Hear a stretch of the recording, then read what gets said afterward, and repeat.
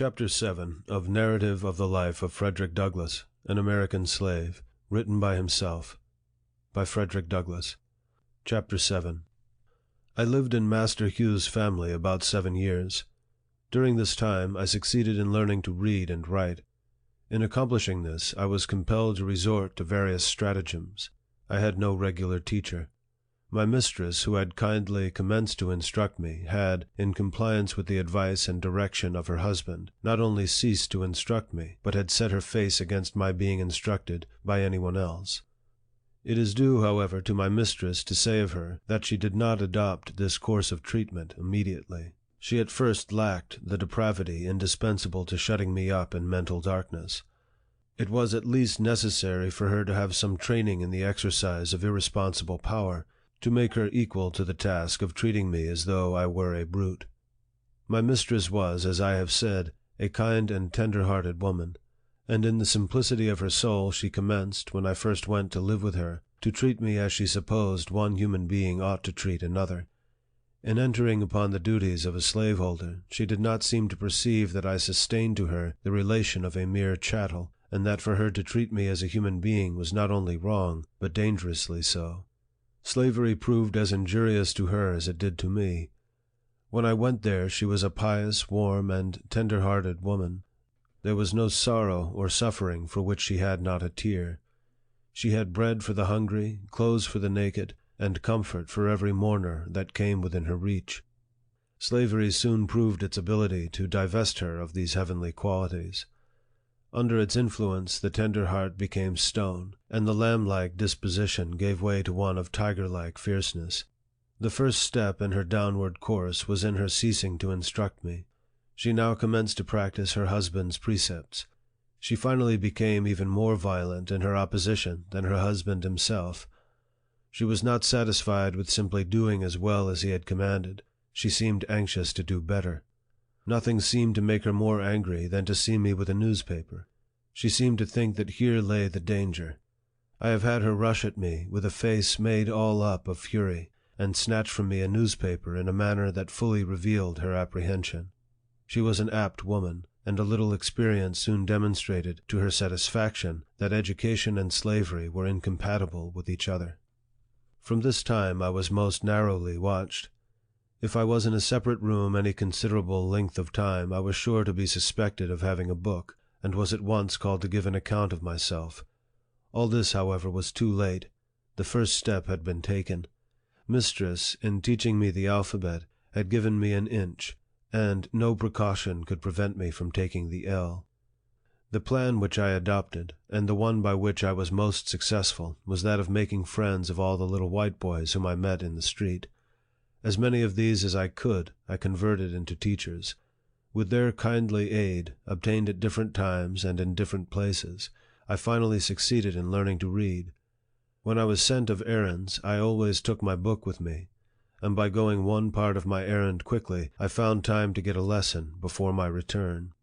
I used to carry bread with me, enough of which was always in the house, and to which I was always welcome, for I was much better off in this regard than many of the poor white children in our neighborhood.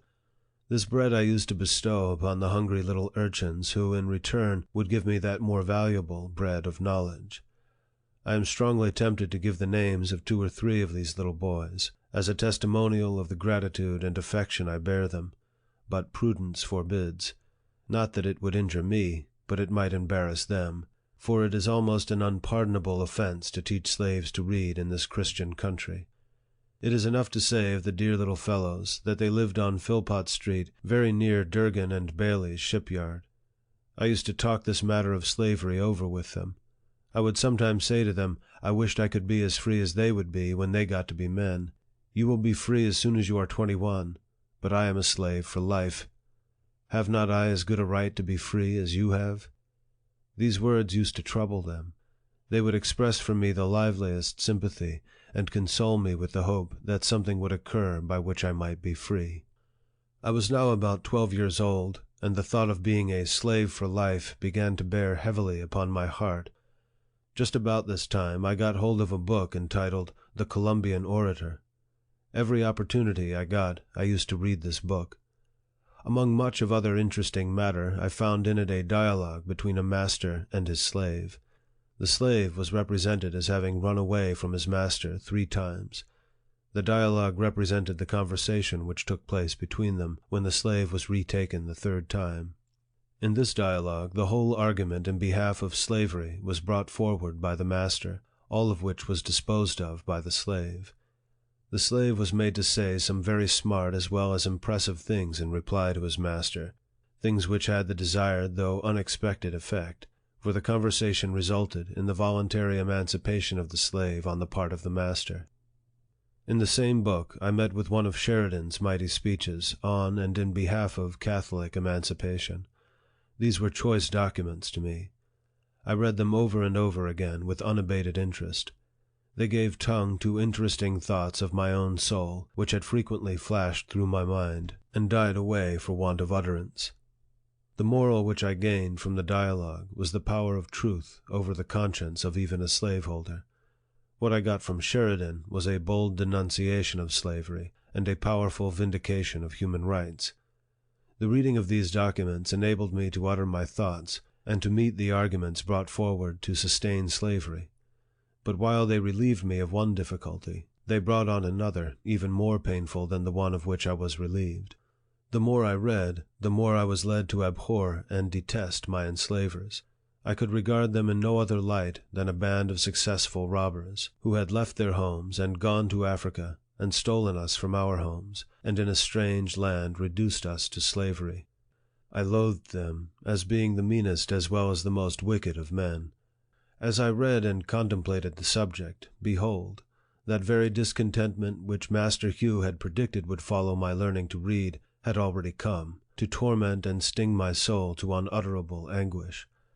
As I writhed under it, I would at times feel that learning to read had been a curse rather than a blessing. It had given me a view of my wretched condition without the remedy. It opened my eyes to the horrible pit, but to no ladder upon which to get out. In moments of agony, I envied my fellow slaves for their stupidity. I have often wished myself a beast. I preferred the condition of the meanest reptile to my own. Anything, no matter what, to get rid of thinking. It was this everlasting thinking of my condition that tormented me. There was no getting rid of it. It was pressed upon me by every object within sight or hearing, animate or inanimate. The silver trump of freedom had roused my soul to eternal wakefulness. Freedom now appeared to disappear no more forever. It was heard in every sound and seen in every thing. It was ever present to torment me with a sense of my wretched condition. I saw nothing without seeing it, I heard nothing without hearing it, and felt nothing without feeling it. It looked from every star, it smiled in every calm, breathed in every wind, and moved in every storm. I often found myself regretting my own existence, and wishing myself dead. But for the hope of being free, I have no doubt but that I should have killed myself, or done something for which I should have been killed. While in this state of mind, I was eager to hear any one speak of slavery. I was a ready listener. Every little while I could hear something about the abolitionists. It was some time before I found what the word meant. It was always used in such connections as to make it an interesting word to me. If a slave ran away and succeeded in getting clear, or if a slave killed his master, set fire to a barn, or did anything very wrong in the mind of a slaveholder, it was spoken of as the fruit of abolition. Hearing the word in this connection very often, I set about learning what it meant. The dictionary afforded me little or no help. I found it was the act of abolishing, but then I did not know what was to be abolished. Here I was perplexed. I did not dare to ask any one about its meaning, for I was satisfied that it was something they wanted me to know very little about. After a patient waiting, I got one of our city papers, containing an account of the number of petitions from the North, praying for the abolition of slavery in the District of Columbia, and of the slave trade between the states. From this time I understood the words abolition and abolitionist, and always drew near when that word was spoken, expecting to hear something of importance to myself and fellow slaves. The light broke in upon me by degrees. I went one day down on the wharf of Mr. Waters, and seeing 2 Irishmen unloading a scow of stone, I went unasked and helped them. When we had finished, one of them came to me and asked me if I were a slave. I told him I was. He asked, "Are ye a slave for life?" I told him that I was. The good Irishman seemed to be deeply affected by the statement. He said to the other that it was a pity so fine a little fellow as myself should be a slave for life. He said it was a shame to hold me. They both advised me to run away to the North, that I should find friends there, and that I should be free. I pretended not to be interested in what they said, and treated them as if I did not understand them, for I feared they might be treacherous. White men have been known to encourage slaves to escape, and then, to get the reward, catch them and return them to their masters. I was afraid that these seemingly good men might use me so, but I nevertheless remembered their advice, and from that time I resolved to run away. I looked forward to a time at which it would be safe for me to escape. I was too young to think of doing so immediately. Besides, I wished to learn how to write, as I might have occasion to write my own pass. I consoled myself with the hope that I should one day find a good chance. Meanwhile, I would learn to write. The idea as to how I might learn to write was suggested to me by being in Durgin and Bailey's shipyard, and frequently seeing the ship carpenters, after hewing and getting a piece of timber ready for use, write on the timber the name of that part of the ship for which it was intended. When a piece of timber was intended for the larboard side, it would be marked thus, L. When a piece was for the starboard side, it would be marked thus, S.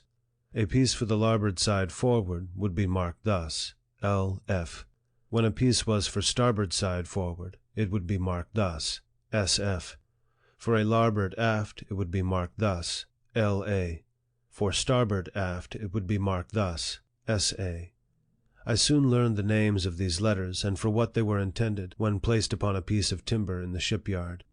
I immediately commenced copying them, and in a short time was able to make the 4 letters named. After that, when I met with any boy who I knew could write, I would tell him I could write as well as he. The next word would be, "I don't believe you. Let me see you try it." I would then make the letters which I had been so fortunate as to learn, and ask him to beat that. In this way, I got a good many lessons in writing, which it is quite possible I should never have gotten in any other way. During this time my copybook was the board fence, brick wall, and pavement. My pen and ink was a lump of chalk. With these I learned mainly how to write. I then commenced and continued copying the italics in Webster's spelling book, until I could make them all without looking on the book. By this time my little Master Thomas had gone to school and learned how to write, and had written over a number of copybooks. These had been brought home and shown to some of our near neighbors, and then laid aside. My mistress used to go to class meeting at the Wilk Street Meeting House every Monday afternoon, and leave me to take care of the house. When left thus, I used to spend the time in writing in the spaces left in Master Thomas's copybook, copying what he had written. I continued to do this until I could write a hand very similar to that of Master Thomas. Thus, after a long, tedious effort for years, I finally succeeded in learning how to write. End of Chapter 7.